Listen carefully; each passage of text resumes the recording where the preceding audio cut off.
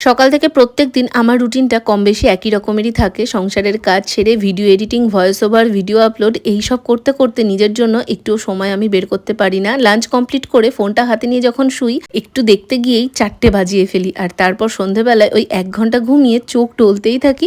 ঘুম আর আমার ছাড়তেই চায় না। চা করে নিয়ে মাকে চা দিলাম, নিজেও চা খেয়েছি। এরপর চলে এসেছিলাম জল তুলতে। সন্ধেবেলায় এটা কিন্তু আমার একটা বড় কাজ। 2 বালতি জল তুললাম নিজের ঘরে, আর বাইরের বাথরুমে জল ভর্তি করে জলের বোতলগুলোও ভরে নিয়েছি। ব্যাস, বাইরের কাজ শেষ। বেশিরভাগ দিনই রান্না আমাদের সকালবেলায় হয়ে যায়, রাত্রিবেলা আলাদা করে কোনো কিছু রান্না করতে হয় না। বা হয়তো একটু পাঁপড় ভাজলাম, পেঁয়াজি ভাজলাম, সন্ধ্যাবেলা টিফিন বানালাম, এতটুকুই। আজকে সেভাবে কোনো কিছুই বানানো নেই। সন্ধ্যাবেলা একটু মুড়ি মাখবো। তবে রিন্টুর এই শার্ট আয়রন করতে গিয়ে আমি ঘেমে নিয়ে পুরো স্নান। প্রচন্ড এফর্ট দিতে হয় এই শার্টটার পেছনে, একদম চেপে চেপে আয়রন করতে হয়। আরো 2টো শার্ট ছিল, মোট 3টে শার্ট আয়রন করে আলমারিতে আগে ভাগে তুলে রাখলাম। এরপর চলে যাব রান্নাঘরে। ওই যে বললাম টিফিনে খাবো আজকে মশলা মুড়ি, সেটাই বানালাম।